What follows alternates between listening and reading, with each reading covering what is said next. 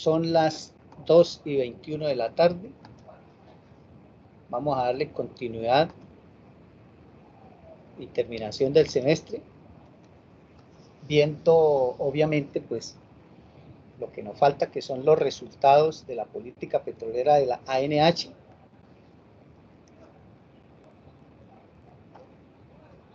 ¿Me están escuchando? Sí. Sí, señor. Sí, señor. Bueno, es que creía que había cerrado el micrófono ahorita que contesté el teléfono, pero bueno. Entonces, he cambiado de presentación y pasé a una que tenemos preparada para un debate control político que se le va a hacer a la Agencia Nacional de Hidrocarburos sobre la política petrolera. En este momento se acabaron de radicar unos cuestionarios nuevos para invitar también al Ministerio de Minas, a la Ecopetrol, a la DIAN, a la ANLA y a CENIT. O sea, en ese debate de política petrolera pues van a estar todos los actores del punto de vista administrativo de la política petrolera en Colombia. No solo la Agencia Nacional de Hidrocarburos como administradora del subsuelo, sino también Ecopetrol, pues para que nos dé también un balance sobre, digamos, la gestión que hizo Ecopetrol durante el periodo de 1974 al año 2003, antes de la creación de la ANH, nos hable de sus reservas, no solo probadas, sino reservas remanentes, y lo que está haciendo pues con los campos maduros, sobre todo los marginales, que los está entregando a terceras empresas. Algunos los ha vendido. Cómo proyecta pues aumentar el factor de recobro en Colombia a futuro, ¿sí? Porque el factor de recobro nuestro es bajo. Lo mismo el caso de CENIT en el transporte, porque el talón de Aquiles de la industria petrolera en Colombia es el transporte, es la infraestructura más importante por encima de la refinación. Sin tubos pues es muy complicado sacar el crudo de ciertos sitios, y así se pueda sacar por carretera pues no es rentable. A los precios actuales del crudo por debajo de los $40, pues sacar por ejemplo crudo de los llanos por carro tanque, eso vale más de $25 el barril, no sería rentable. Por lo cual, repito, la infraestructura de transporte es clave, que es la que hace que sea rentable este negocio a los precios actuales. Por lo cual CENIT también ha sido citado.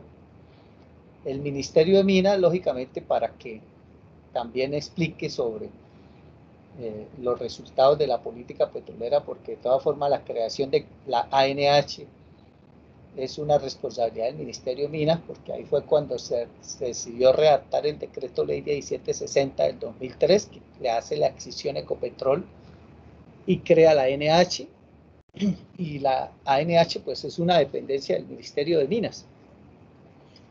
Y se le van a preguntar cosas también sobre refinación al Ministerio de Minas, sobre también reservas, sobre producción,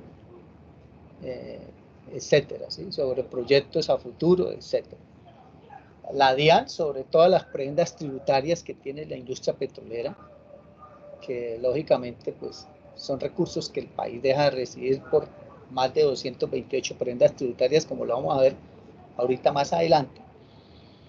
De la misma manera la ANLA por cuestiones ambientales, porque lo que hemos visto es que después de que Ecopetrol dejó de administrar el subsuelo y lo toma la ANH estableció, como ustedes ya saben, un modelo concesionario donde le dio autonomía a las empresas petroleras, y el darles autonomía significa no vigilarlas, no controlarlas, y eso pues ha llevado a un descuadernamiento, así se dice, se descuadernó la industria petrolera hacia las malas prácticas, donde en todo momento pues vemos incidentes ambientales con derrames de hidrocarburos, muchas veces por falta de mantenimiento, otras veces por no utilizar tecnologías adecuadas, otras veces por las malas prácticas de la misma industria petrolera.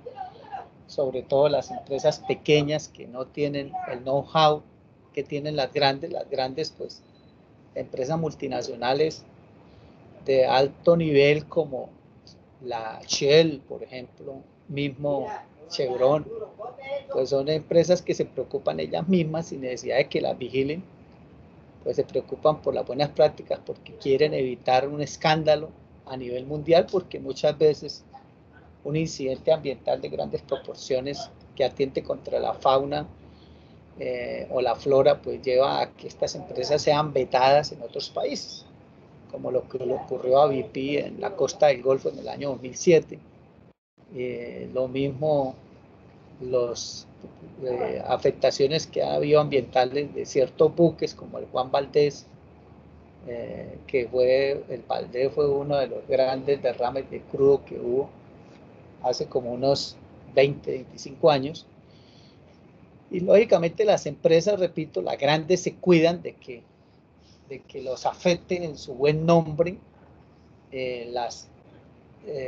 los posibles contratos o ingresos a otros países, y por eso ellas mismas pues se cuidan de que no vayan a tener ese tipo de afectaciones. Pero las empresas pequeñas, que son de aquí de colombianos, pero creadas en paraísos fiscales y con nombres en inglés, y que no tienen músculo financiero, pues obviamente ellos no invierten en la parte de mitigar, o más que mitigar, mitigar y remediar, ¿no?, los impactos ambientales para bajar costos y hacer más rentables los campos marginales, porque las empresas pequeñas pues tienen campos pequeños, y para hacer más rentable su negocio pues se ahorran costos sobre todo desde el punto de vista ambiental y también de inversión social.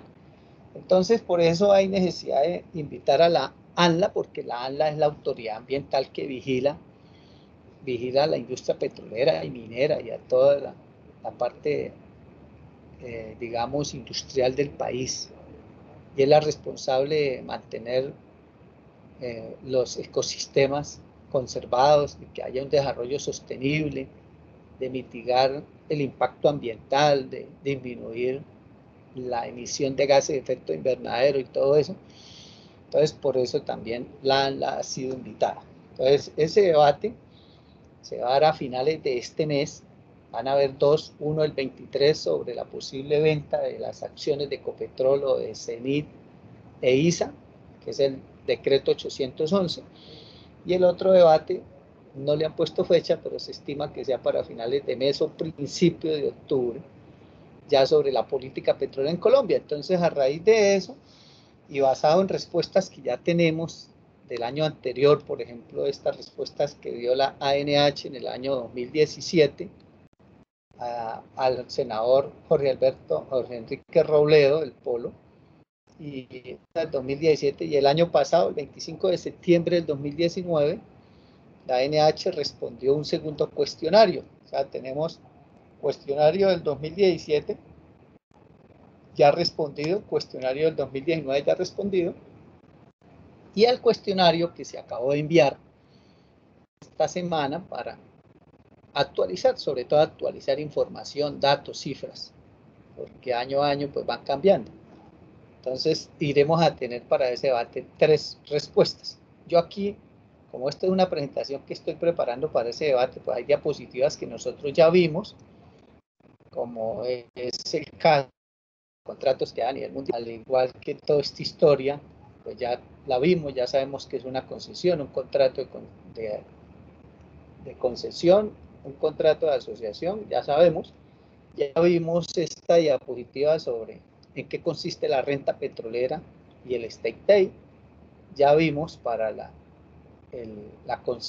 antigua concesión, recordemos estas cifras, es bueno repasarlas. El state day, que es la participación en la renta petrolera que le queda al Estado, o sea, al país, en la antigua concesión, repito, la que hubo antes de 1974, pues al país le quedaba el 44,53%. ¿Sí? Voy a apuntarlo por aquí para compararlo ahorita con la nueva modelo de concesión. Bueno, todo esto ya lo vimos nosotros. esta variación en el contrato de asociación que hubo desde el 74 hasta el 2000 también la vimos, lo de las regalías también ya lo vimos, todo esto ya lo vimos. Y bueno, aquí vino los cambios de Pastrana, a este dato también lo voy a copiar. El contrato de asociación estándar, pues, le quito aquí abajo la pestaña esta que aparece ahí.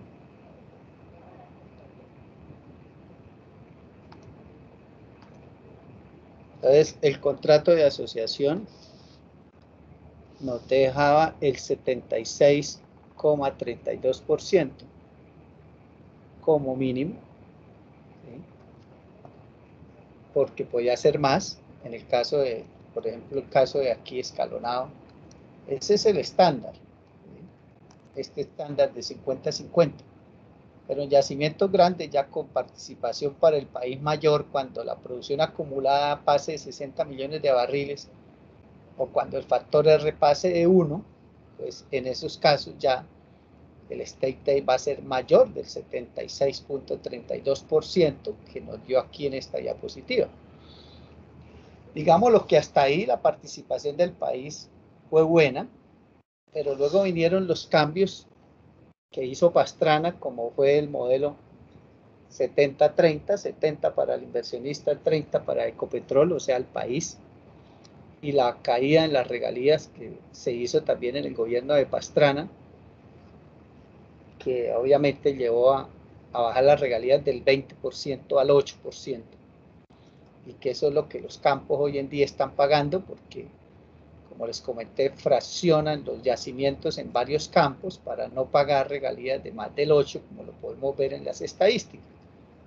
Incluso pagan en algunos campos menos del 8%, pues gracias a los descuentos que aparecen aquí y que fueron aprobados en los parágrafos del artículo 16 de la ley 756 del 2002, y que era un descuento que también se le quería o se le alcanzó a dar a los contratos para yacimientos no convencionales desde el 2002, y con la ley 1530, pues un descuento adicional del 40%, pero que fue derogado en el proyecto de ley que acaba de aprobar el Congreso para el nuevo sistema general de regalías. Sin embargo, los contratos para yacimientos no convencionales que ya se firmaron, como les decía al final de la clase pasada, pues ellos firmaron con la vigencia de la ley 1530 del 2012, pues se mantienen con ese descuento, no se les puede quitar. Ya los que no tendrán ese descuento serán los contratos que se firmen de ahora en adelante. Bueno, ahora, eso nos llevó a que el stake day en el gobierno de Pastrana pues se bajara al 56,23%, 56,23%, apuntándolo pues para comparar ahorita. Y pues aquí quedamos, la clase pasada más o menos, la creación de la Agencia Nacional de Hidrocarburos mediante el decreto ley 1760 del 2003 del presidente Álvaro Uribe, donde a Ecopetrol se le hace una excisión, se le quitan las funciones de administración del subsuelo que le había delegado López Michelsen en 1974 mediante el decreto ley 2310, y se crea la Agencia Nacional de Hidrocarburos para que sea el administrador del subsuelo, y Ecopetrol pasa a ser pues una empresa operadora. Ya la Agencia Nacional de Hidrocarburos decide volver al modelo de contrato de concesión, deroga el modelo de contrato de asociación que tenía Ecopetrol, o sea que la Agencia Nacional de Hidrocarburos no entra a ser socia del inversionista como lo hacía Ecopetrol, vuelve al modelo de concesión con el cual empezó la industria hace 100 años. Eso fue aprobado mediante los, eso se llaman acuerdos 08 y 10 de mayo del 2004 del Consejo o Junta Directiva de la Agencia Nacional de Hidrocarburos. En ese nuevo modelo de la concesión, o lo que llaman concesión moderna, se establecieron algunos derechos económicos para el país, aparte de las regalías y de los impuestos, porque ya sabemos que En las concesiones, los únicos derechos económicos que existen es lo que llamamos regalías, que es las que estableció el Congreso en el gobierno de Pastrana, por la ley 756 del 2002, ese modelo escalonado, dependiendo obviamente de la producción diaria por campo, pero que al quedar sujeto a la producción por campo, más no el yacimiento, pues lógicamente las petroleras han fraccionado, como les dije, los yacimientos en varios campos para que cada campo adrede, lo cuadran así las facilidades de superficie, haciendo varias baterías, y cada batería la bautizan con el nombre de un campo para que cada campo no pase de 5.000 barriles por día y no pagar más del 8%, ¿sí? Que es como ya lo vimos en las estadísticas de la clase pasada. De tal forma, compañeros, que aparte de esas regalías y de los impuestos, pues la Agencia Nacional de Hidrocarburos en el contrato de concesión les metió un derecho que se llama derecho de uso de subsuelo. ¿Sí? Esos derechos de uso de subsuelo están cobrados de acuerdo a la zona en la cual está distribuido el país, que son el polígono A, es la cuenca del Valle del Magdalena, ¿sí? Donde ya hay campos petroleros. El polígono B es la cuenca de los llanos orientales, donde ya hay petróleo también, y fuera de los polígonos, pues es el resto del territorio nacional a nivel continental, pues que está por fuera de esas cuencas, como el Putumayo, por ejemplo, el Caguán, Ranchería, también Cesar, Sinú, San Jorge, eso está por fuera de los polígonos, el Valle del Cauca el Valle del Río Cauca también está por fuera de los polígonos, la cordillera oriental también está por fuera de los polígonos, y las áreas costa afuera, offshore, entonces ahí se cobra una tarifa por hectárea adjudicada, y obviamente hay una tarifa para el bloque, si es menor a 100.000 hectáreas, y hay otra tarifa por encima de 100.000 hectáreas. Ahí está establecido, y eso se cobra en cada fase. Son dos fases, fase 1 y fase 2. Se paga una sola vez, no es que se pague ni mensual ni cada año, no, son dos pagos. El periodo exploratorio se parte en dos fases, bueno, en tres. Hay una fase 0, que esa fase 0 pues realmente no hay exploración, sino es una indagación sobre el terreno que hace la empresa para mirar a ver si hay grupos étnicos, aborígenes, indígenas, afrodescendientes, a los cuales amerite hacerle la consulta previa. Esa es la fase 0, y en la cual pues ellos hacen toda la planeación de la exploración que piensan realizar y de sus inversiones. La fase 1 sí ya empieza con lo que se conoce como la parte ya de sísmica, geología de superficie. Incluso en la fase 1 perforan pozos estratigráficos. Ya la fase 2 sí ya es la perforación de pozos exploratorios.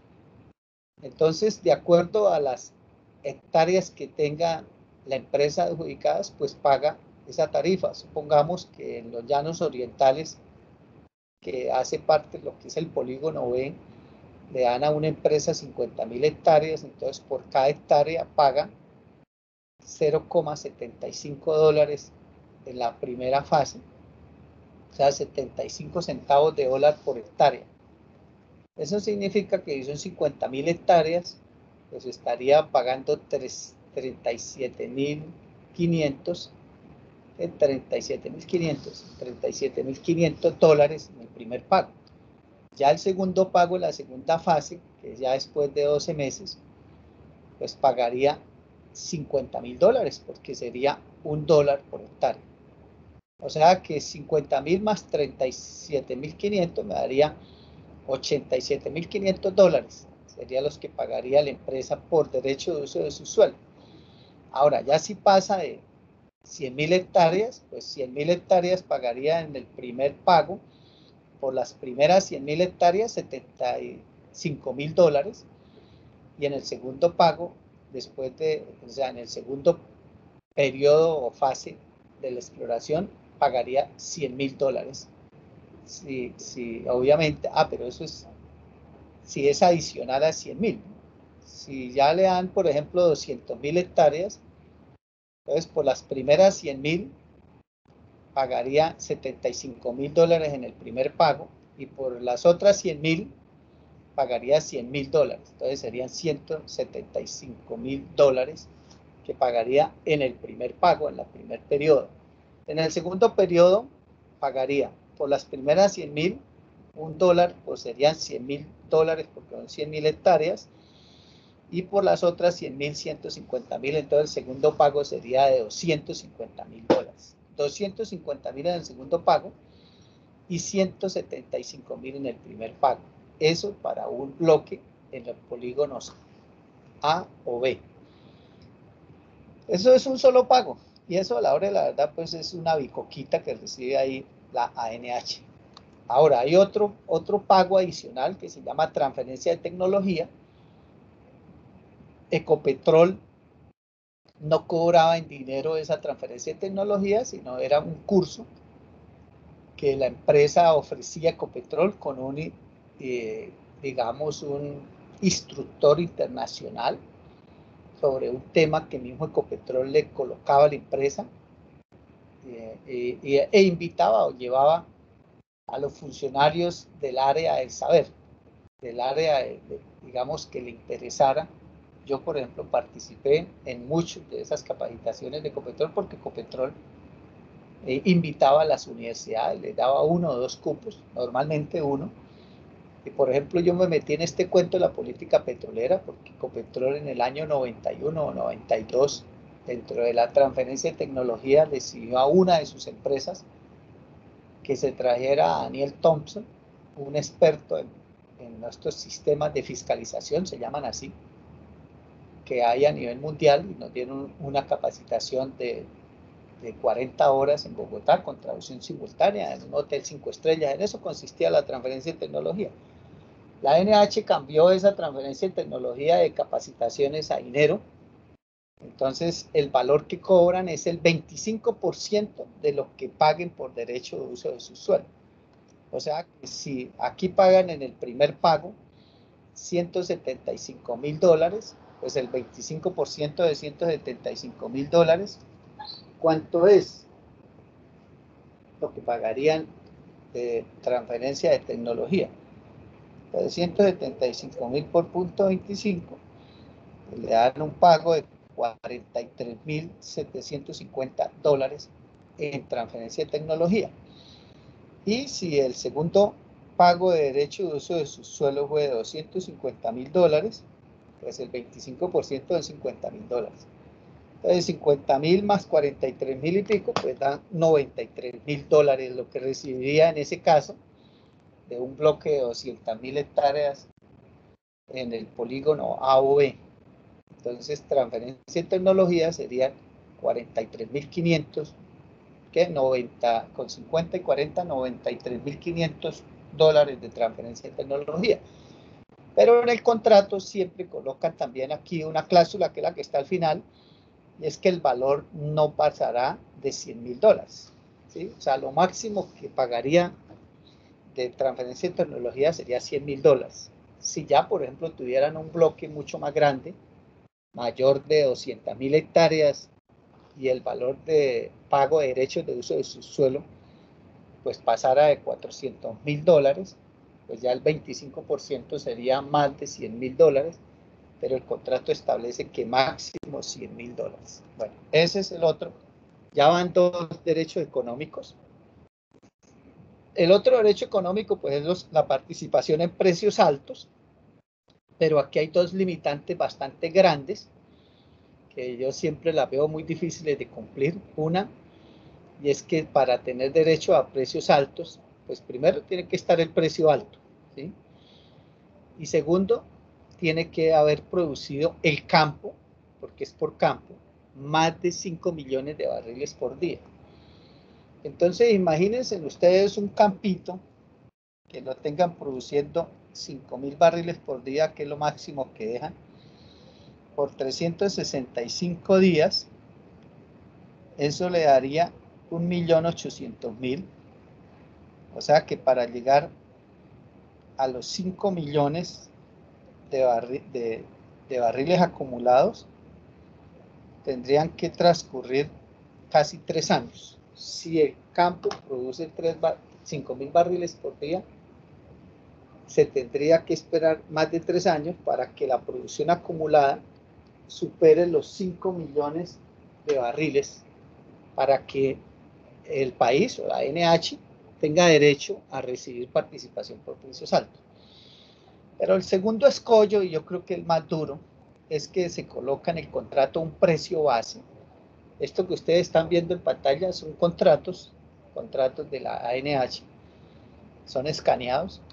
Entonces, si ustedes, por ejemplo, ven este contrato que es para el fracking, que es Valle Medio Magdalena 9 con Parex, el precio base que fijaron fue $87,48. Entonces, además de que el campo tiene que haber producido más de 5 millones de barriles acumulados, se tiene que dar que el precio comercial del crudo a nivel internacional esté por encima de los $87,48. Si está por debajo, no hay derecho del país en la participación por precios altos, solo si está por debajo, por lo cual muy complicado, obviamente, de que eso se dé, y más con esta pandemia que ha caído la demanda mundial. Yo creo que para volver a obtener precios por encima de estos que ya están estipulados en el contrato, y esto es inmodificable, o sea que, por ejemplo, para el fracking tener nosotros participación por precios altos,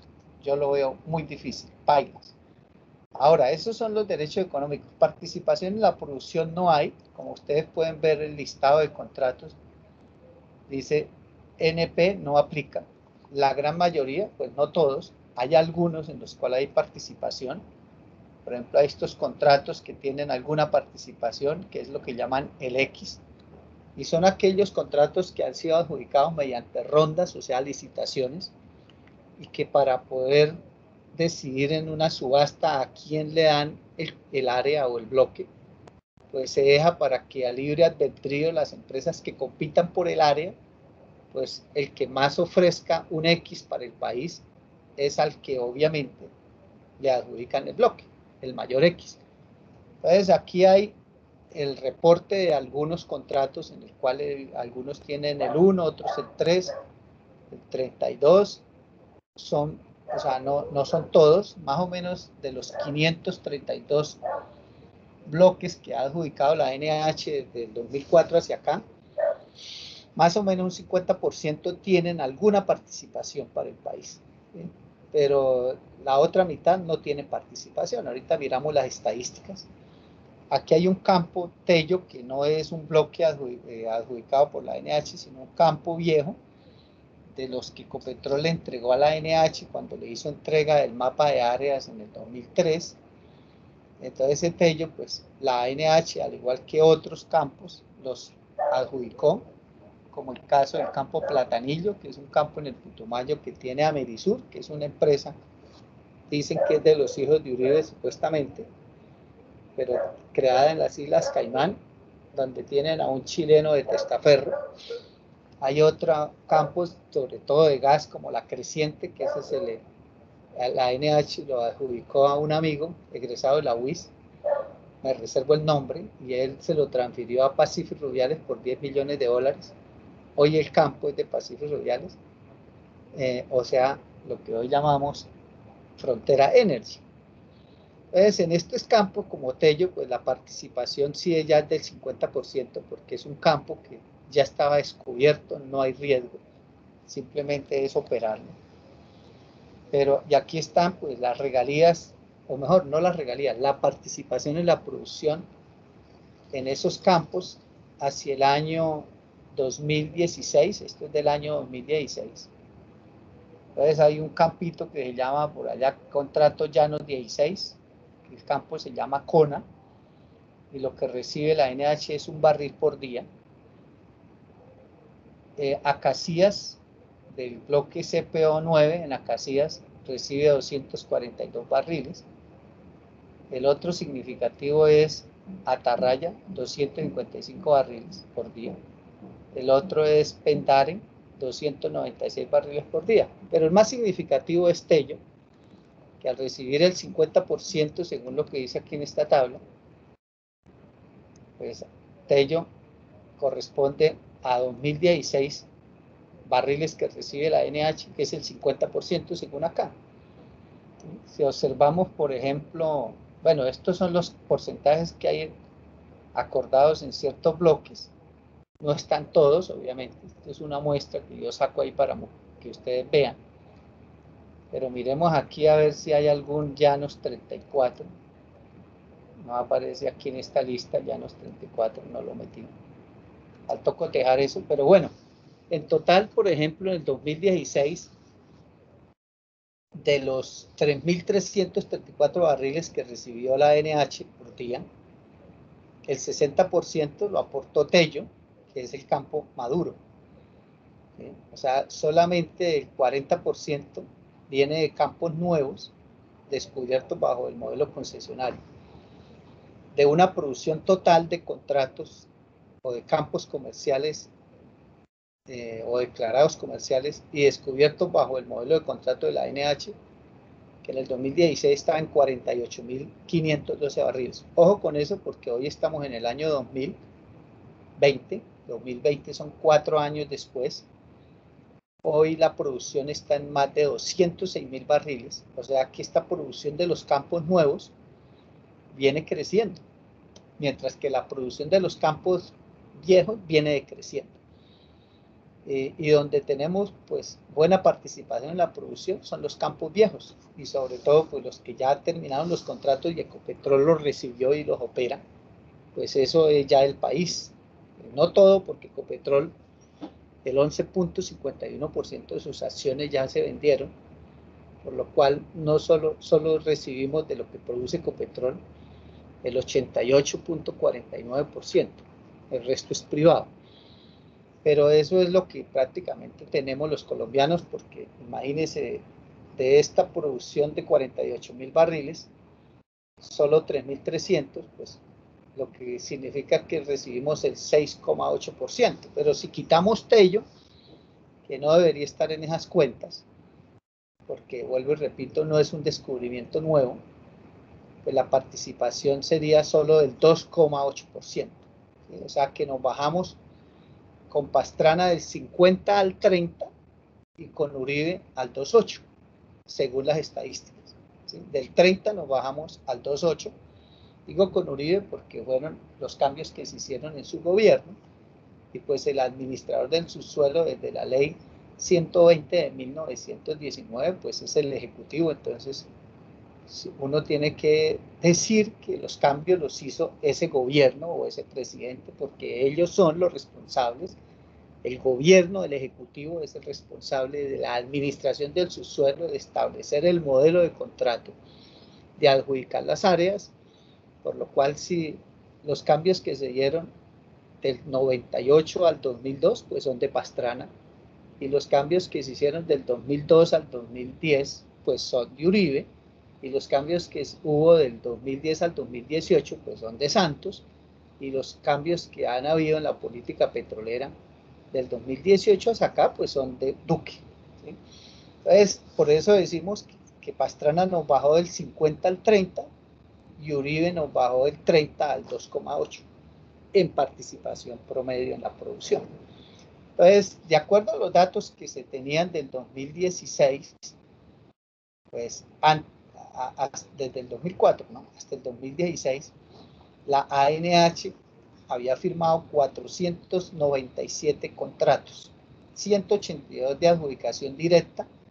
En esos 182 la participación para el país es cero.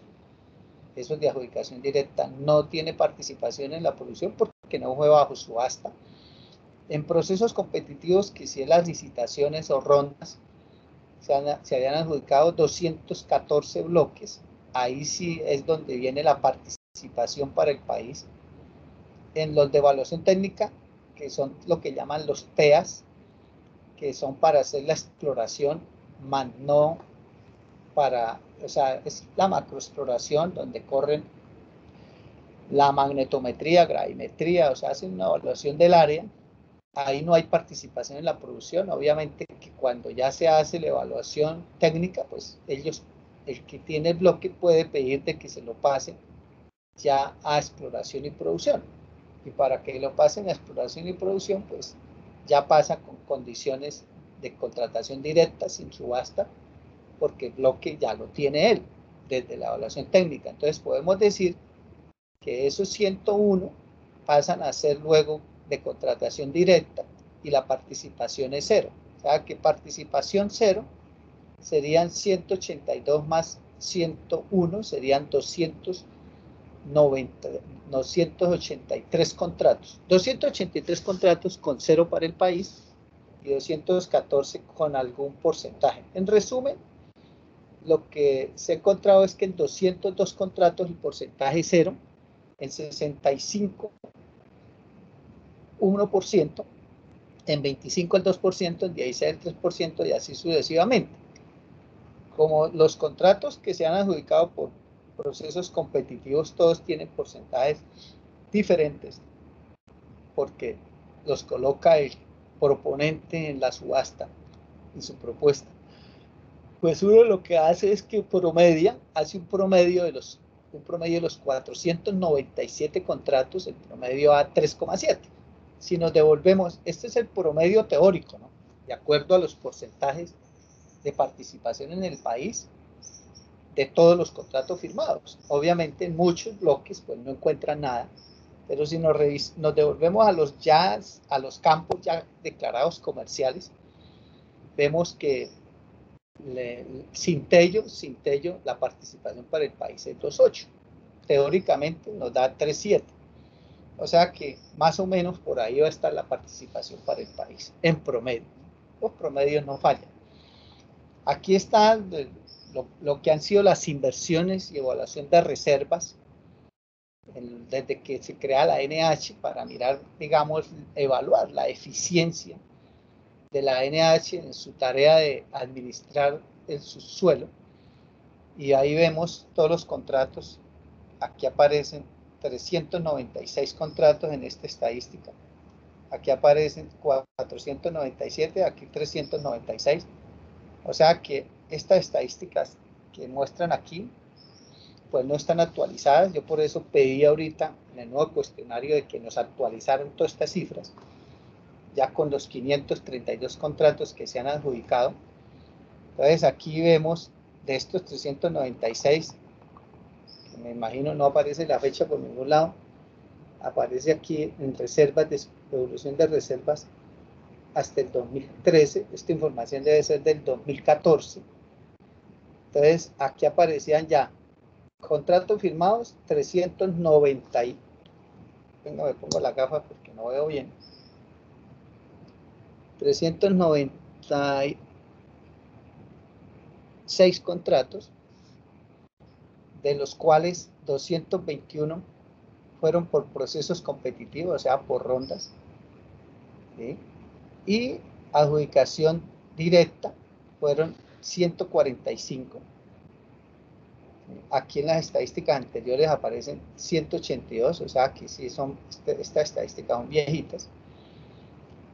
Y de aquí, pues, vemos la inversión pactada, cuánto se comprometió la empresa a invertir y cuánto es la inversión por ejecutar. Y lo que obtenemos de esta estadística es que, bueno, en total, el 64.9, 65% aproximadamente de la inversión pactada en los contratos no se ha hecho. 65% de la inversión pactada no se ha ejecutado. Bueno, esto es estadísticas de esos años. Esto lo pregunté también ahorita para que nos lo actualicen. Es una cifra actualizada, o sea, ¿cuánta es la inversión? ¿Cuántos son los contratos que se han firmado en cada proceso, cada modelo o proceso, ya sea proceso competitivo o ya sea crudos pesados especiales, nominación de áreas, contratación directa? La nominación directa y los crudos pesados especiales es lo que llaman esos son, algunos son TEAs, o evaluación técnica. Entonces lo que se quiere saber, ¿cuántos contratos realmente ha firmado la NH hasta hoy?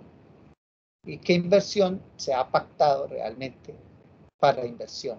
y cuál de esa inversión pactada ya se ejecutó y cuál está por ejecutar.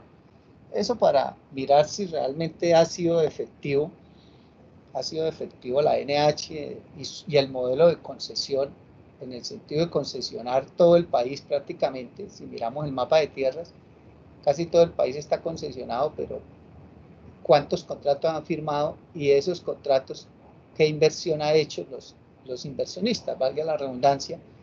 Y lo otro, ¿qué reservas se han descubierto? ¿Sí? Lo que no está claro aquí es si estas reservas incluyen las reservas de los campos maduros o yacimientos maduros, o son estas reservas son las que se han descubierto desde el 2004 hacia acá. Yo creo que están las reservas probadas totales, porque aquí aparecen desde el 2005 1.453 millones de barriles, y lo otro es que no aclara qué tipo de reservas son estas, si son reservas remanentes o reservas probadas o reservas originales. Obviamente que lo que yo asumo aquí por los valores es que estos son reservas probadas, pero si en el 2005 ya están colocando una estadística de 1.453 barriles de reservas probadas, están todas las reservas, no solo las descubiertas por los contratos firmados por la NH. Esa información pues se pidió tanto a la NH como al Ministerio de Minas. Lo otro es que los contratos, y para mí es que esto es lo más grave, y que muchos no se han pellizcado, y es que la ANH pues no es operadora. Ya la ANH, al no ser operadora, pues lógicamente no va a recibir campos, como sí lo hizo Ecopetrol. Ecopetrol, pues todos los contratos tenían una duración de 22 años.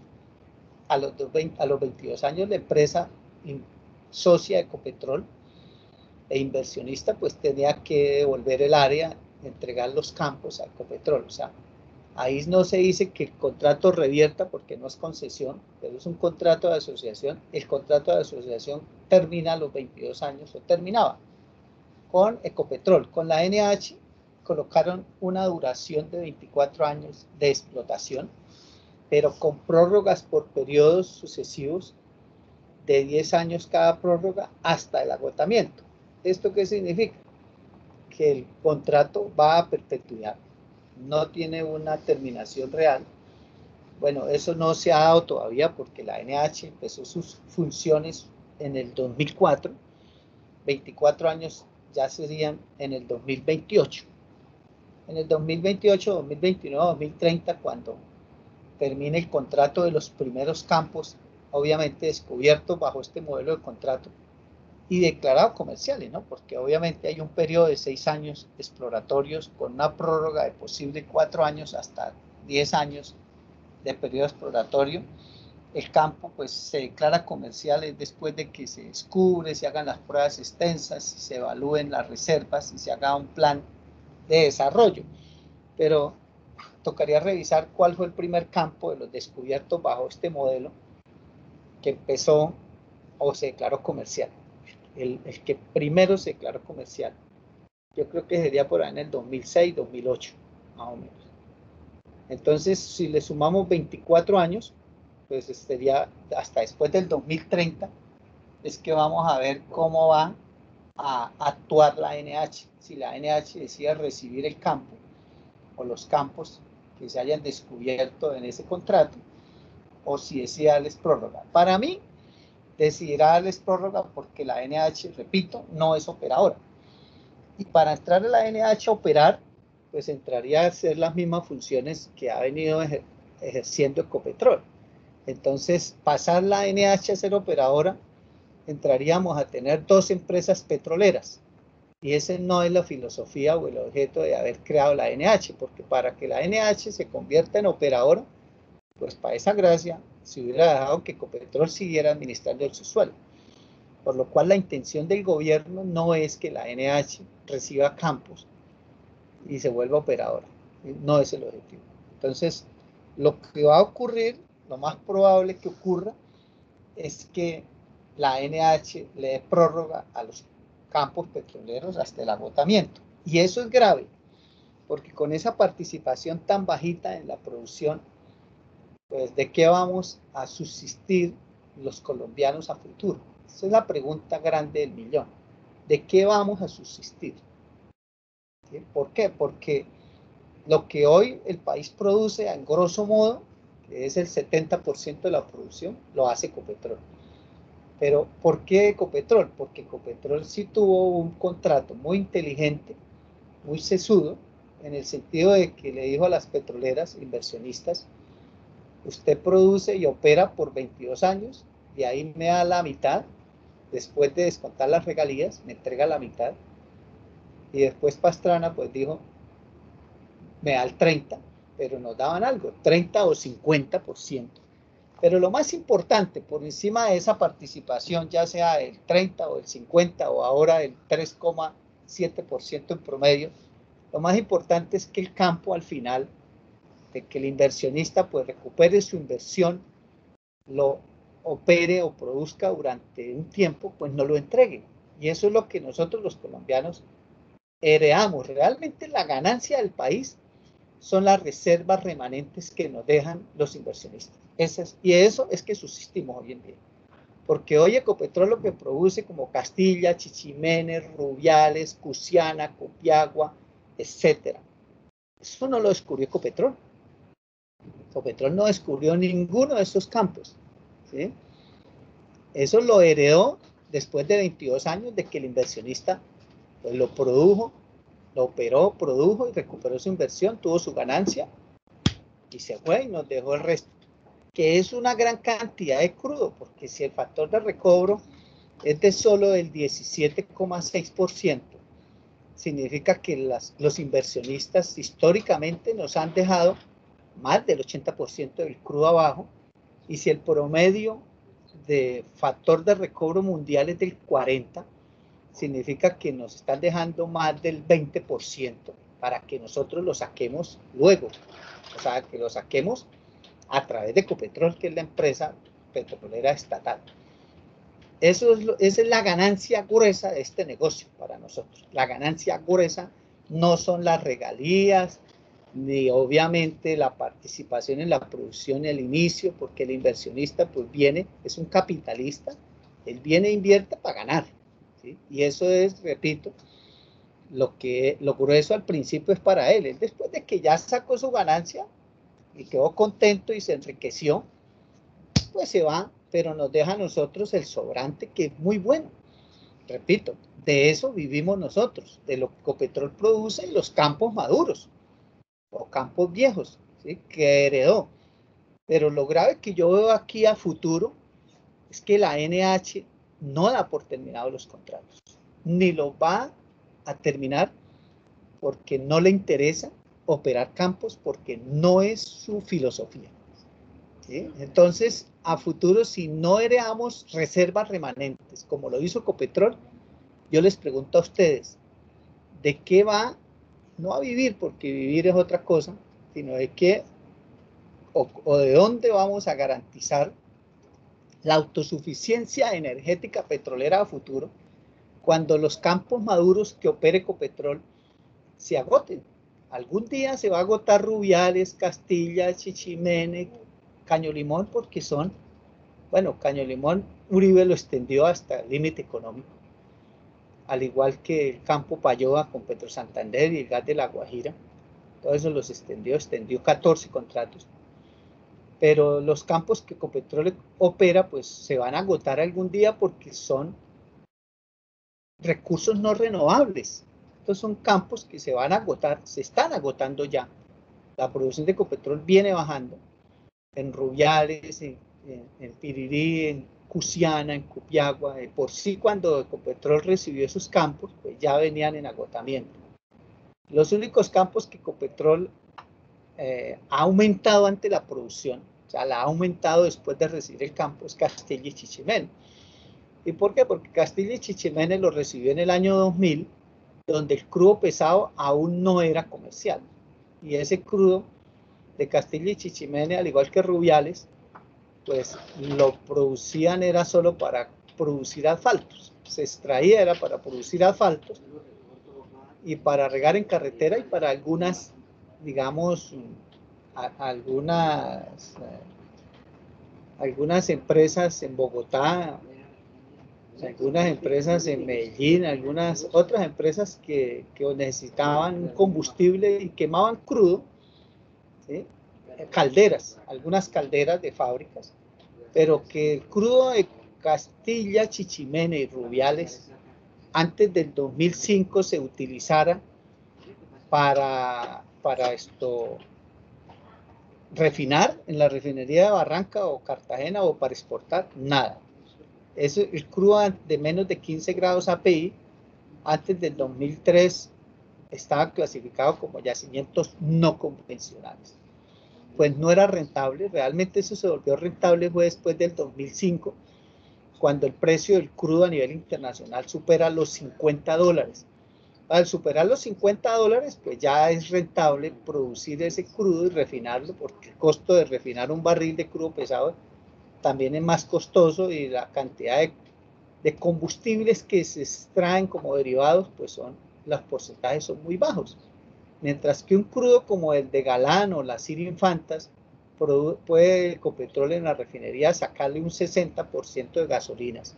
Un crudo de Rubiales, Castilla y Chichimene, lo que se le puede extraer es un 20% de gasolinas, ¿sí? Además, para poderlo transportar hay que agregarle diluyente, que en este caso utiliza nafta, que es más costoso que el petróleo, y más o menos para transportar un barril se requiere agregarle un 23% de nafta, del 23 al 25% de nafta para poder llevarlo a menos de 3.000 centipoises, a menos de 3.000 centipoises de viscosidad y a más de 17 grados API para poderlo bombear. Entonces, si no hay precio, por encima de $50, pues no es rentable. Hoy al precio que está el crudo, de $40, pues ese negocio de Castilla, Chichimene, Rubiales, pues no es rentable. Ahora, ustedes preguntarán, ¿y si no es rentable, por qué Ecopetrol sigue produciéndolo? Porque la inversión ya se hizo. Y ya se hizo la inversión, entonces el no producir y cerrar el campo, obviamente es perder más. Mientras que si usted lo produce, pues pierde menos. Me explico. Si yo ya hice una inversión para unas reservas que me van a salir, por decir algo, a $40 el barril, y yo no produzco, pues pierdo los $40. Pero si yo produzco estando a 35, pues recupero 35 y ya no pierdo los 40. Pierdo $5 por barril. Entonces, eso es un negocio que ocurre lo mismo en la minería. Yo, por ejemplo, hago la inversión y el desarrollo de una mina de carbón y a mí me sale a $35 la tonelada, porque la inversión yo ya la hice, tengo unos costos fijos y me sale a $35 la tonelada y está a 40 también. Si yo cierro la mina, pues yo voy a perder 40 por tonelada porque la inversión ya se hizo. Pero si yo produzco el carbón, pues vendo la tonelada a 40 y recupero la inversión que hice. O mejor, si está a $35 la tonelada y a mí me sale a $40 producirla, pues no pierdo sino 5 porque recupero 35. Pero si yo no hago la producción del carbón, pues obviamente pierdo la inversión que hice. Entonces se termina perdiendo más. Lo único que me ahorraría sería el transporte de la mina hasta el puerto, no más, porque el resto se perdería. Entonces, en muchos casos hay que producir a pérdida. Hay que producir a pérdida. Bueno, compañeros, entonces basado en las estadísticas obtenidas el año pasado, dadas por la NH, en las respuestas de septiembre, pues ¿qué encontramos?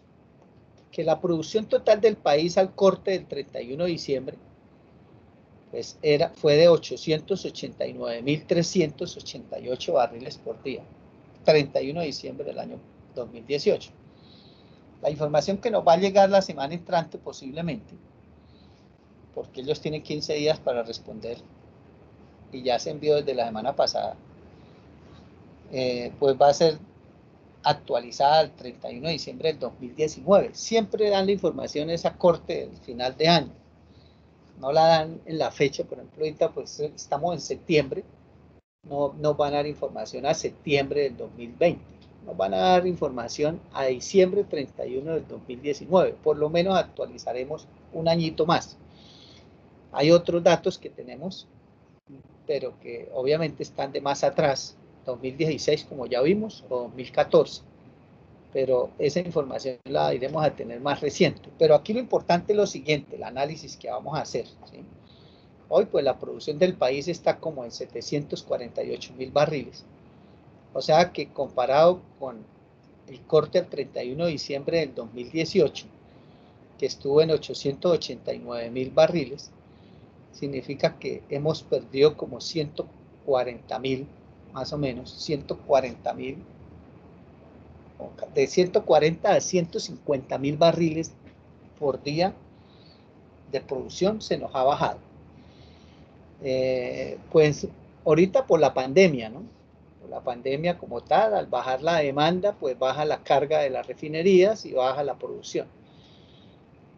No solo en Colombia, sino a nivel mundial. Pero aquí también hay una bajada en la producción de los campos, la bajada en la producción de los campos maduros, que viene cayendo, que es lo de nosotros, lo que tiene Ecopetrol.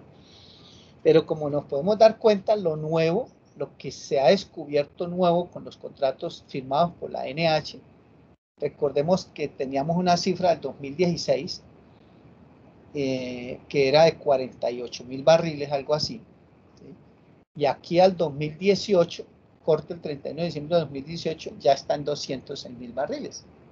Puede ser que ahorita no esté más alta, sino más bien esté más baja por la pandemia. Pero dése cuenta una cosa a ustedes, muchachos. La producción de los campos nuevos descubiertos bajo el modelo de concesión de la NH viene subiendo, ¿sí? Viene subiendo.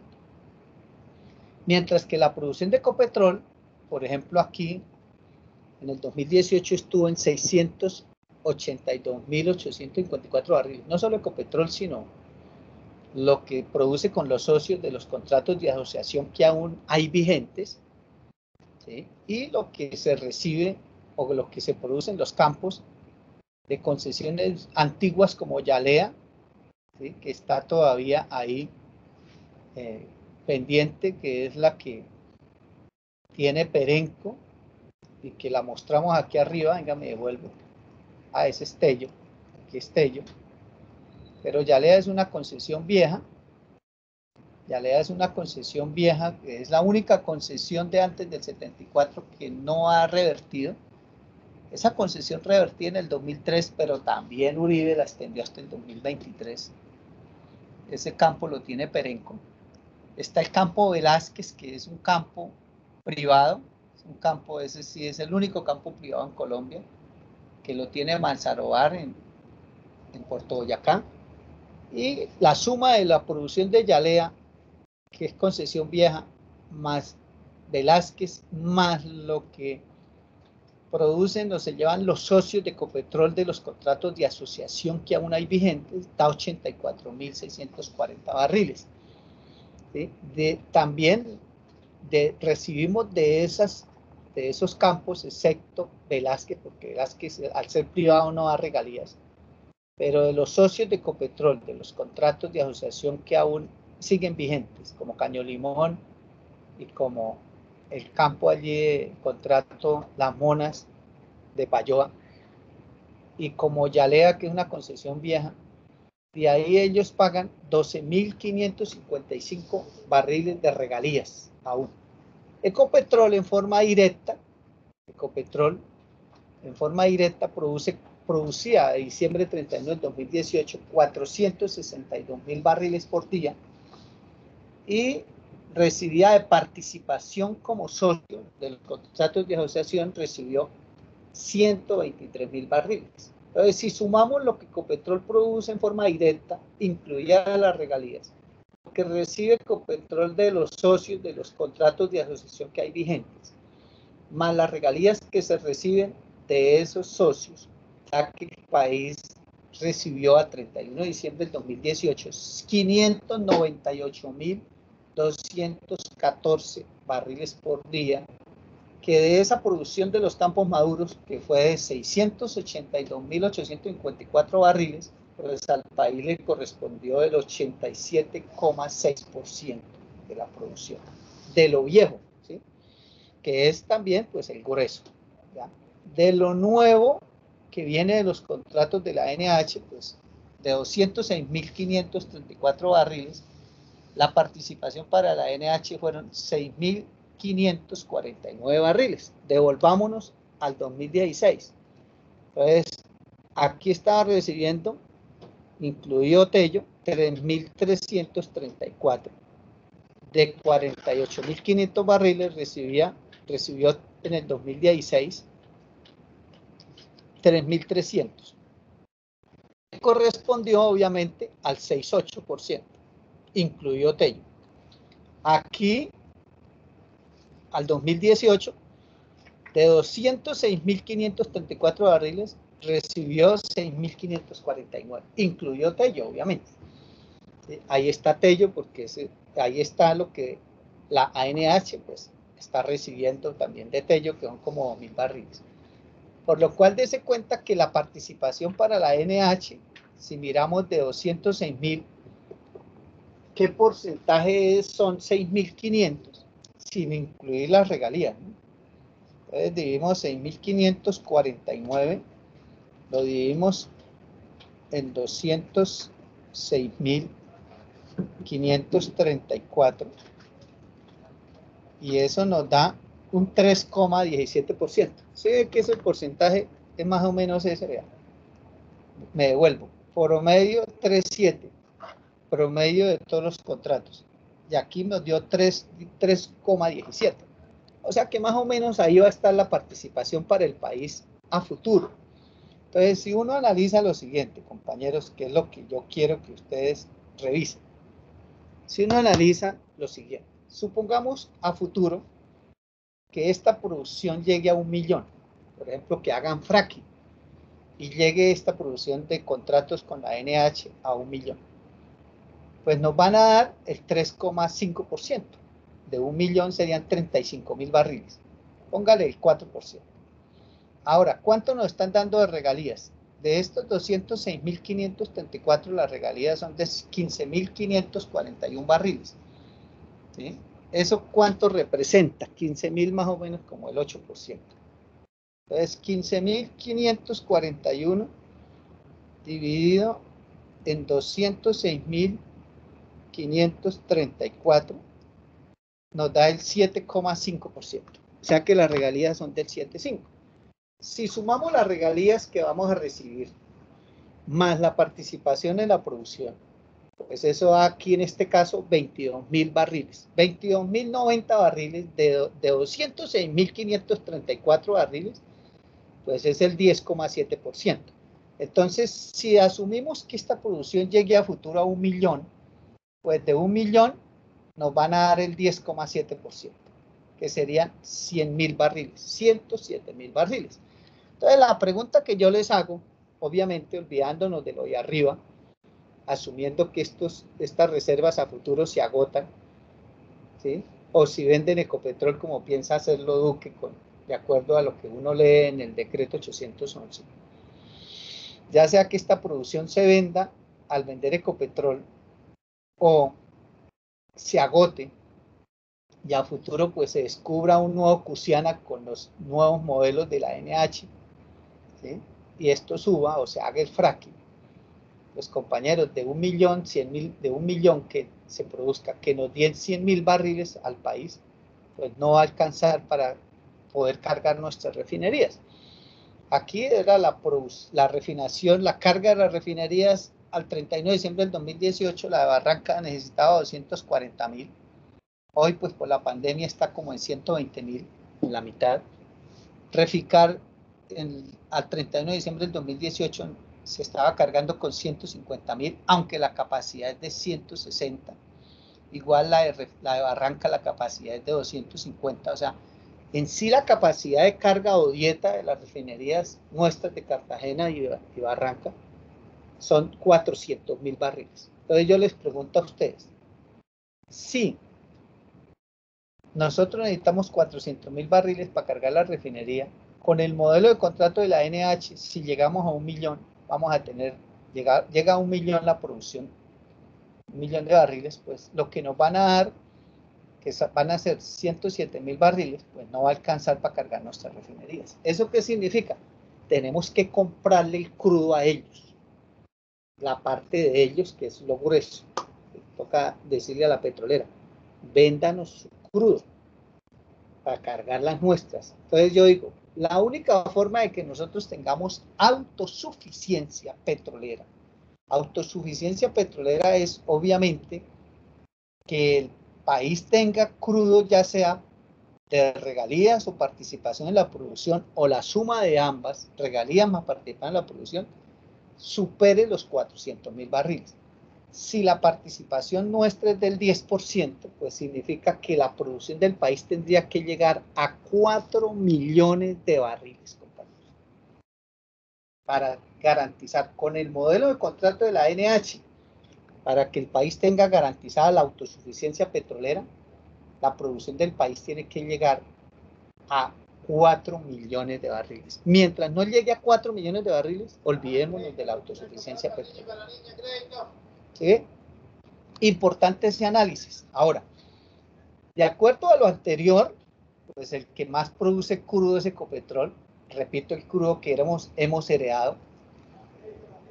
De esa forma, cuando uno mira cómo son los aportes de la renta extractiva, incluida la minería para el país, pues Ecopetrol en impuesto a la renta y complementarios es el que, mire, en el 2013 aportó el 30%, esta es la distribución porcentual, el 30% del 100% que se recibe de la renta extractiva, o sea, lo que es el sector minero energético, el 30% en el 2013 fueron impuestos pagos por Ecopetrol, el 28% en el 2014, el 15% en el 2015. Recordemos que en el 2014, después de junio, el precio del crudo se cayó por debajo de los $40 y estaba a más de 100. Aquí se nota, en los impuestos se cayeron también por debajo, a la mitad, mejor dicho, a la mitad. Las empresas petroleras privadas de renta y complementarios aportaron en el 2013 el 11%, en el 2014 el 9%, en el 2015 el 12%. Pero más o menos esto no ha cambiado. Ya a la DIAN se le solicitó esta información para actualizarla también. Las compañías mineras, pues mire, la minería, la Pecuecuda, aportes que hacen el 3% de impuestos y complementarios, en el 2013 el 3%, en el 2014 el 2%, en el 2015 el 8%. La minería no es mucho el aporte. Pero lo más grueso, ¿sí? Sin importar que esto esté desactualizado, lo que uno ve históricamente, que es que el componente más grueso de lo que recibe el país del negocio, de la renta minera, en los negocios o el negocio de la extracción de minerales y de hidrocarburos, es Ecopetrol, pero los dividendos. Los dividendos, ¿qué son? Las utilidades de Ecopetrol, que el año pasado fueron de 13.3 billones de pesos, 13.3 billones. Entonces, el país realmente vive, si nosotros miramos, no vive de los impuestos como Estados Unidos. Recuerde que Estados Unidos, la industria petrolera es privada. Allá no hay regalías, ni hay participación en la producción para el país, porque obviamente, pues, allá no hay empresa petrolera estatal y el dueño del crudo es el dueño de la finca. Allá lo único que recibe el país es los impuestos. Por eso allá se llama government state, porque allá no es, el hidrocarburo no es del Estado. El gobierno cobra impuestos y se quedan con el 60% de la renta a punta de impuestos. Aquí, ahorita vamos a ver, los impuestos son muy bajos, miren, y el porcentaje más grueso de lo que recibe el país viene de las utilidades de Ecopetrol. O sea, si Ecopetrol no da utilidades, como ocurrió en el 2016, pues esto se cae. Porque realmente, mire, aquí el 65% de lo que el país recibió en el 2015 fue utilidades de Ecopetrol. O sea, el papá de los pollitos, el gran aportante al fisco nacional es Ecopetrol, pero de sus dividendos o sus utilidades. Yo voy a hacer una pregunta aquí más tarde a Álvaro Pardo. Voy a apuntar aquí para no se me olvide.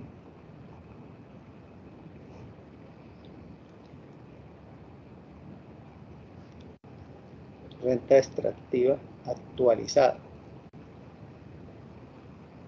Es que este cuadro lo hace es un economista que fue el último presidente que tuvo Carbocol, y él es el que me regala esos datos. Bueno, aquí sí fue donde quedamos la vez pasada. Realmente yo lo que les hice aquí fue prácticamente un repaso.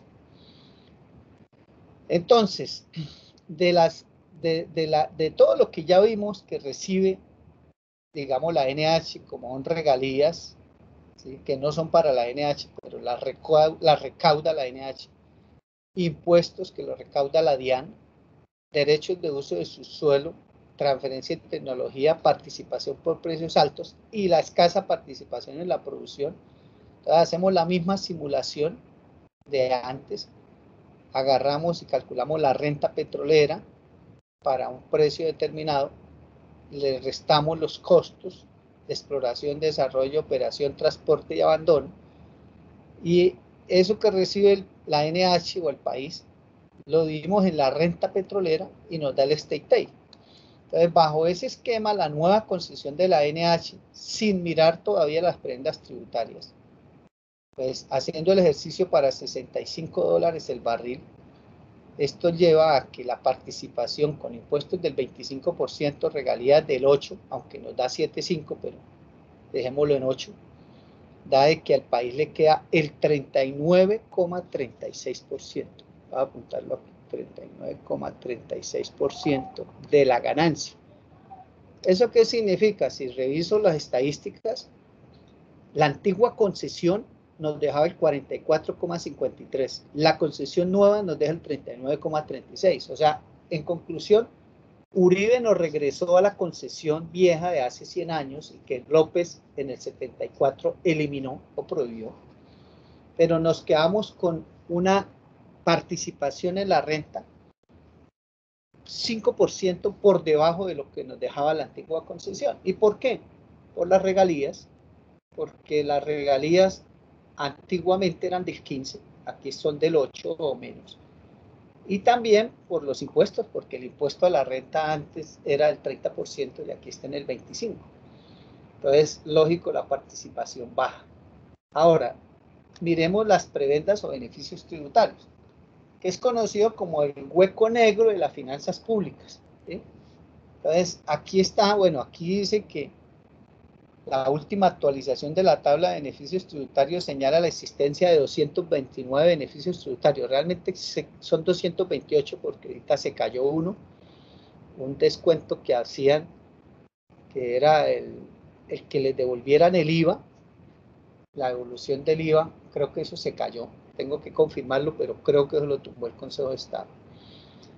Pero asumamos 228 prendas tributarias. Dice, se trata de 228 instrumentos dispersos a lo largo del estatuto tributario que sirven a los empresarios para reducir la base gravable de sus declaraciones de renta y por esa vía minimizar sus impuestos a la renta. Eso lo podemos ver aquí en ese enlace que está ahí. Los incentivos tributarios son instrumentos de la política pública para impulsar sectores o actividades económicas. La DIAN estableció que los beneficios tributarios se dividían en deducciones, exenciones y descuentos tributarios.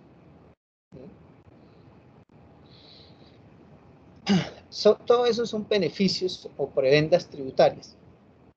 Sin embargo, en la declaración de renta de las empresas aparecen otras categorías que permiten a los empresarios continuar reduciendo la base gravable, como son los ingresos no constitutivos de renta y las otras deducciones.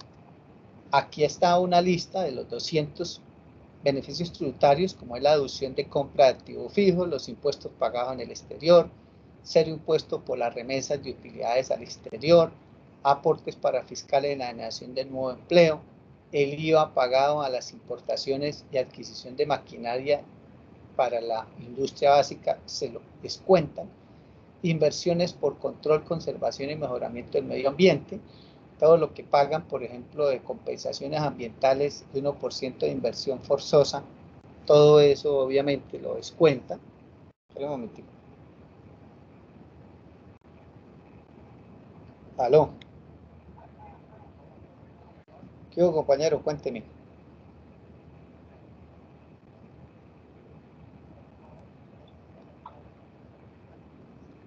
Pues ahorita yo estoy en clase, hermano, y, y termino a las 7 de la noche y luego entro a una conferencia también. ¿Mañana no sería por la mañana?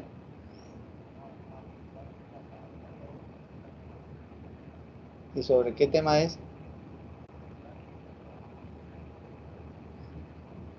No, no, lo que la NH preparó es como una subasta que piensa hacer, una subasta de bloques. Sí, es una subasta de bloques.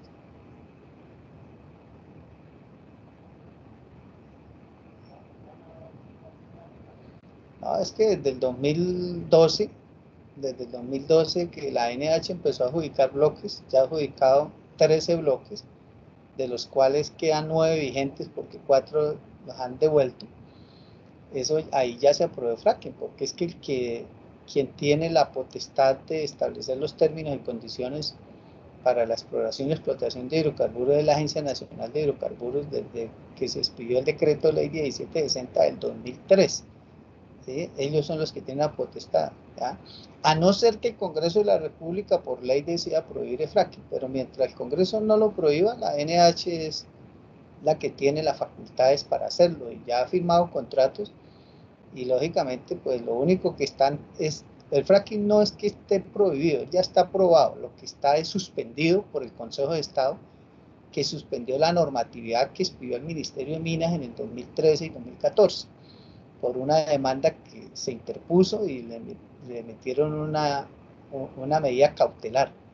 Pero si el Consejo de Estado falla y dice que la normatividad no se cae, pues el fracking sigue. ¿Por qué está parado? Porque no tiene licencia ambiental y al suspenderse esa normatividad del Ministerio de Minas del 2013 y 2014, que es el decreto 3004 del 2013 y la resolución 9341 del 2014, al estar eso suspendido, la NH tuvo que suspender los trámites de la licencia ambiental y sin licencia ambiental pues no pueden hacer fracking. ¿Ya? Lo que ahora se está reglamentando son los pilotos de investigación integral, que son como unos pozos científicos estratigráficos para evaluar abajo la roca, la mecánica de la roca y todo eso, pero eso es otro cuento, ¿sí?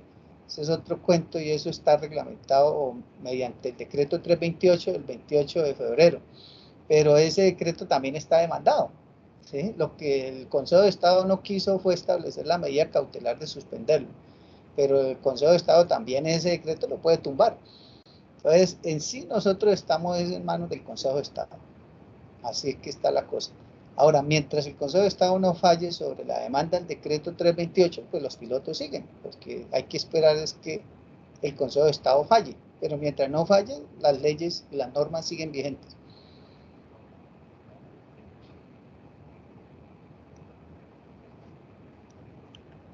Esto, listo, faltan 20 minutos, pero yo ya no vivo ahí donde vivía antes. Vivo por aquí, por el lado de Hacienda San Juan. Al lado del lago del Cacique, sí, por entre el lago del Cacique y 4 de la tarde, ¿listo? Bueno, bueno. Voy a colocarle ahí por WhatsApp, escríbame y le mando la ubicación. Bueno, bueno, chao.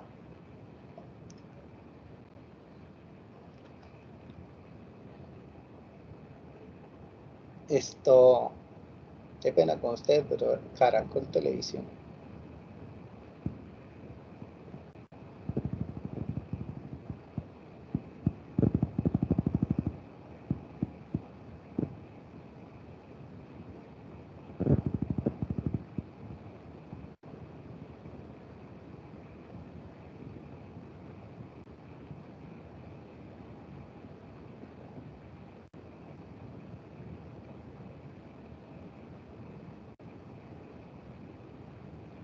Espera un momentito.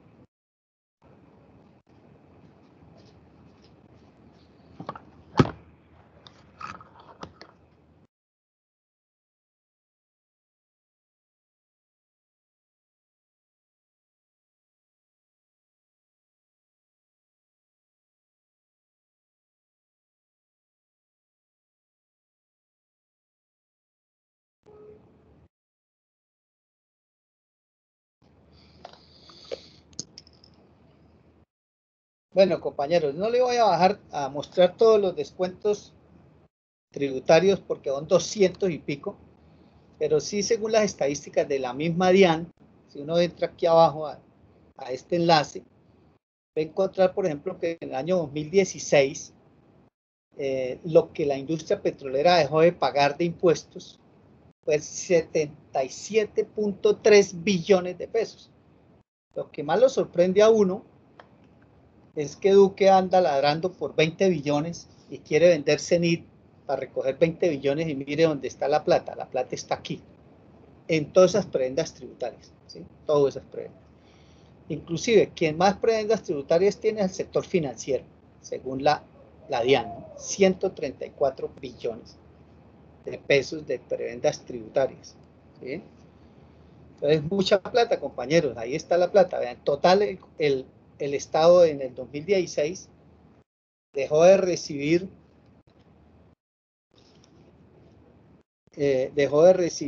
353 billones.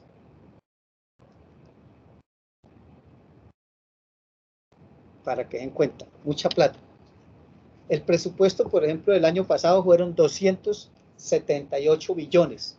O sea que es más lo que se perdona en impuestos que lo que se recauda y obviamente se aprueba el presupuesto nacional. Mucho dinero que nos dejamos los colombianos de recibir por todas las prebendas. Bueno, ahí están todos los beneficios. Pero en conclusión, si nosotros le quitamos todas las prebendas tributarias, o sea, las restamos, realmente lo que terminan pagando las petroleras, la industria minera y petrolera con todas las prebendas, no es el 25% de impuesto a la renta, que es la tasa que está establecida por ley, sino que terminan pagando el 2,82% de tasa efectiva de impuesto.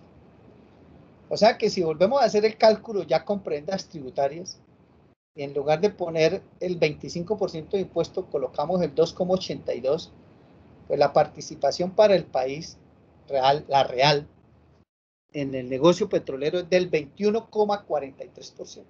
21,43%. ¿Sí? Entonces, si la participación, por ejemplo, para fracking no pasa del 3%, si miramos los contratos que están vigentes, el que más paga es Valle Medio Magdalena 2 de ConocoPhillips, pagaría el 3%, otros, el Valle Medio Magdalena 3, el 2%, los otros el 1, otros 0. ¿Vean? Aquí estos dos pagan el 1% de participación en la producción, ¿no? Y si tenemos en cuenta que los contratos que ya se firmaron se benefician de la ley 1530 del 2012 en el artículo 14, parágrafo primero, que solo pagarán el 60% de la tasa de regalías que paga un yacimiento convencional, o sea, un descuento del 40%, que lo quitó afortunadamente el Congreso ahorita en la nueva ley del Sistema General de Regalías. Pues si hubiera seguido ese descuento del 40% en las regalías, pues entonces ya las regalías no serían del 8, sino el 4,8. En los contratos que ya hay firmados se mantiene ese descuento. Y bueno, esto toca modificarlo porque obviamente esto se cayó, pero el fracking con el descuento del 40% en las regalías llevaría a que al país le corresponda solo el 17,13%. Muy bajito, ¿sí? Ahora, si miramos el negocio de la NH, pues el negocio de la NH se le pidió que nos dieran la información desde el 2004 hasta el 2018 de todo lo que ha recibido por uso de su suelo, transferencia de tecnología, precios altos y participación en la producción. Obviamente ha venido recibiendo participación en la producción desde el 2012 hacia acá. De antes no recibió nada. En 2012 es que ya son los primeros campos comerciales. Por precios altos de pronto de campos viejos.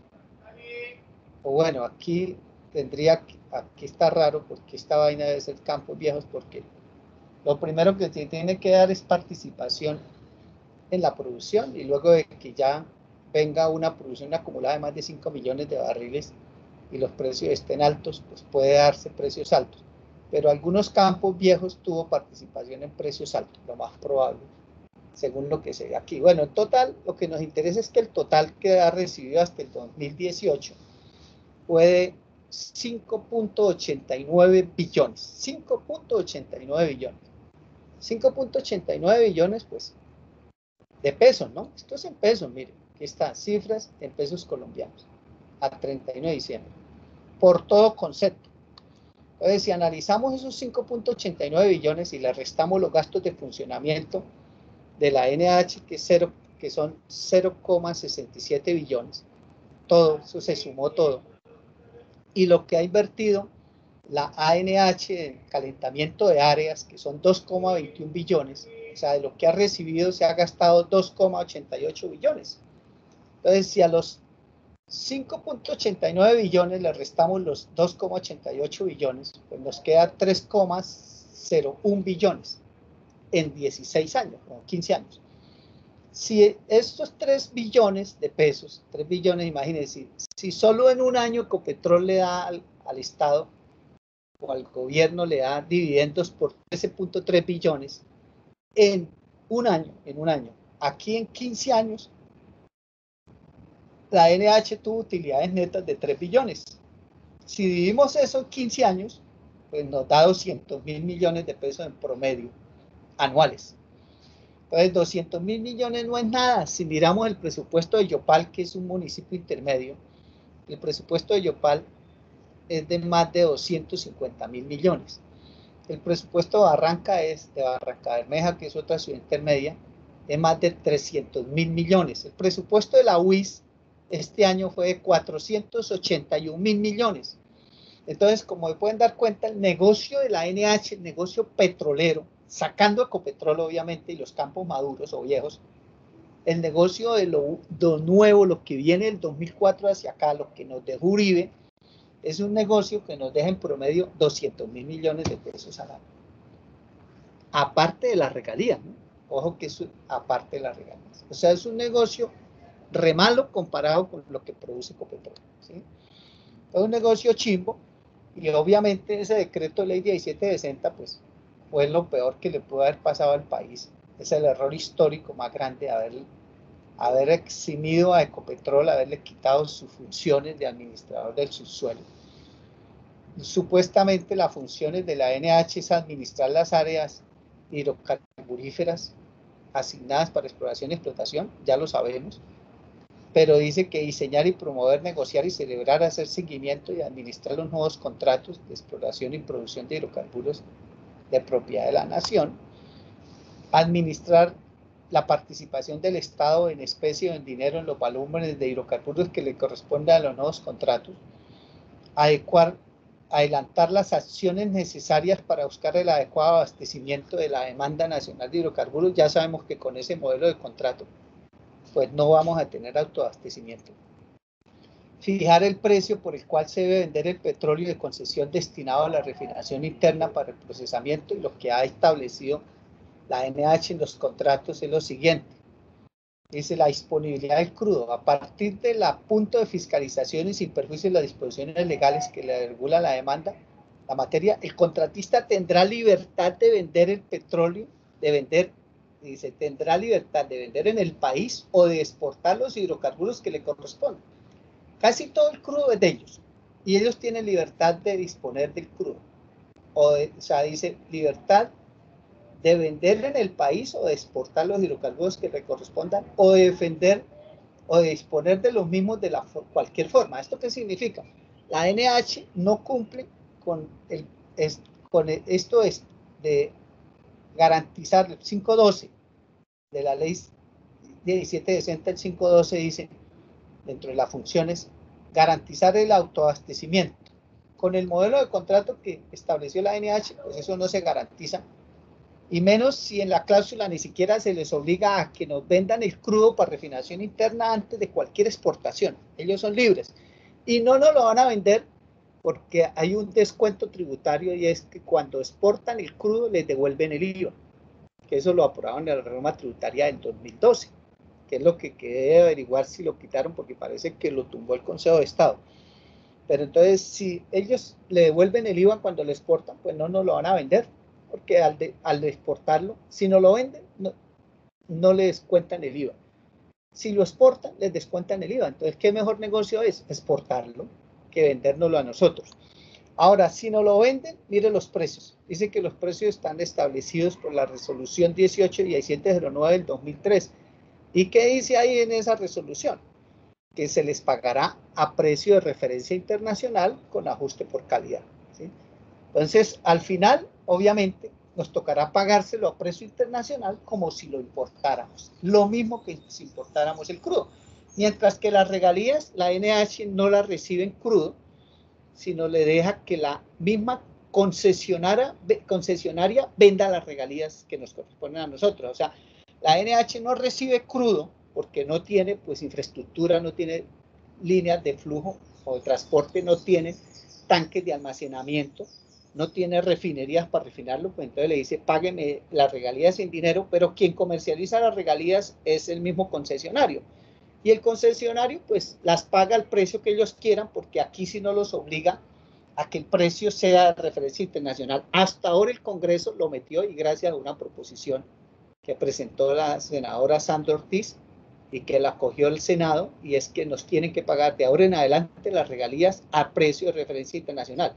¿Por qué? Porque antes el que establecía el precio era el concesionario y le decía comercialícela al mejor precio disponible que pueda, y fuera de eso le decía que le pagaba los costos directos, o sea, todo lo que le representa el transportar las regalías hasta el puerto, el almacenamiento en el puerto, el trasiego al buque, y fuera de eso tocaba pagarle un margen de comercialización, que es lo que se paga en la bolsa cuando se comercializa el crudo al corredor de bolsa. O sea que al final el precio de las regalías que nos pagaban a nosotros o nos pagan terminan descontadas un 30, 40% o hasta 60%, porque eso va a depender de la calidad del crudo.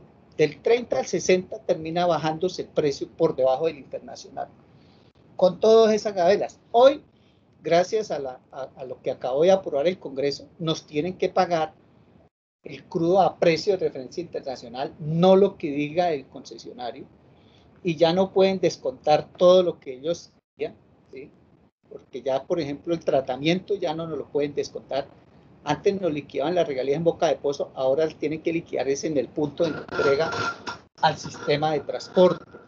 Ahí podemos decir que las regalías ya no se cae el precio que recibe la NH, no se cae un 60 o 30%, sino nos ahorramos la mitad de los descuentos que le hacían, según lo que aprobó ahora con el nuevo sistema general de regalías.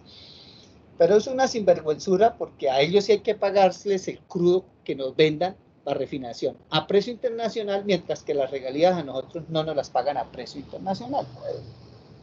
Bueno, entonces ya sabemos lo que es ese modelo de la NH, comparémoslo rápido en 5 minutos, que nos quedan con otros países. No les voy a detallar porque es el mismo esquema, simplemente miramos aquí abajo. Bolivia, por ejemplo, bueno, Evo Morales en el 2006 nacionalizó el petróleo, por lo cual el state es 100% para el Estado. Pero los contratos de gas que habían vigentes antes de que nacionalizara Evo Morales el crudo, y obviamente allá hay el gas, ¿no? Allá hay el gas, y lógicamente ya la nacionalización pues no es retroactiva, sino es para los nuevos contratos. Lo viejo se mantiene, pero el gas le deja al Estado boliviano el 72,7%. En Brasil también, Dilma Rousseff en el 2013 cambió el contrato a un modelo que llaman Partila. Allá pues, aquí estamos haciendo con precio base $100 el barril. Allá costa afuera el precio por barril es más alto, $50.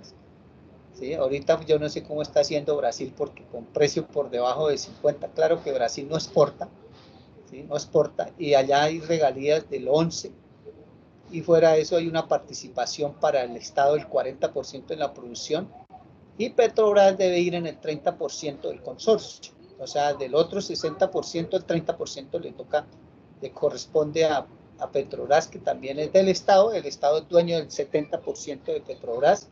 Entonces, al final termina recibiendo otro 12,6% el Estado a través de Petrobras, además del 40%. De esa forma, y con los impuestos allá son del 34%, al Estado brasilero le queda el 75,6%. A Ecuador, pues allá es un contrato de servicios donde el crudo se lo tiene que entregar la petrolera al Estado, el Estado le paga una tarifa. Cuando estuvo a $100, Correa les pagó a $32. en promedio, el barril pagó entre 24 y 36, dependiendo también de la distancia del mar y la calidad del crudo. Allá los impuestos son del 25% también, y hay unas regalías del 15%, no regalías, sino un 15% de la utilidad de la empresa la tiene que pagar para empleados y la inversión social. Y obviamente, sumando todo, al país, a Ecuador, le queda el 87,25%. En Perú, también ahí es gas, le queda el 60,87%. En Venezuela, pues el petróleo está nacionalizado, el 100% es para el Estado, pero hay algunos contratos con empresas de China y de Rusia, donde Chávez les metió un impuesto de extracción y regalías del 33,33%, o sea, la tercera parte, y el impuesto a la renta es del 50%. Entonces al Estado venezolano, lo que está bajo modelos de contratos de la faja del Orinoco, le queda el 69,89%. Y en Argentina, pues allá no son autosuficientes. Argentina tiene que importar petróleo, lo que produce no alcanza para abastecer internamente a Argentina. Allá la empresa tiene que venderle el crudo convencional al Estado a la mitad del WTI, o sea, hay un precio preferencial.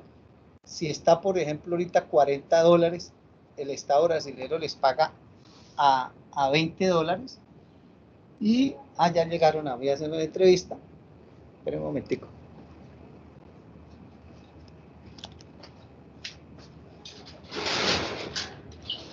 Ya abajo, ya abajo.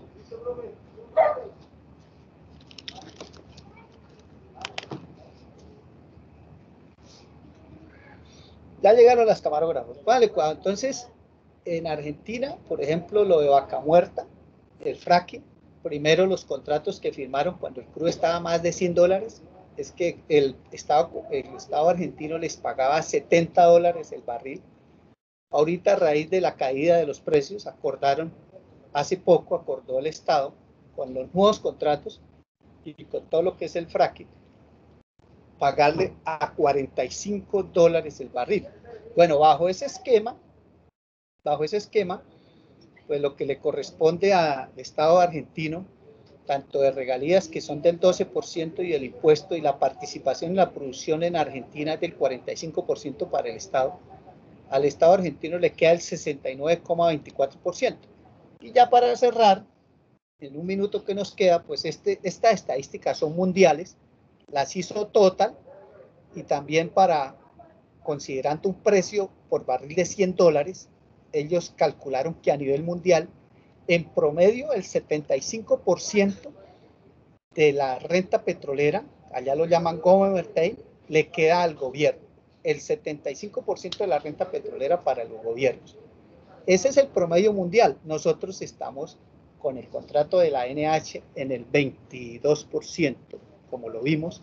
O sea que nosotros estamos al revés de lo que es el promedio mundial.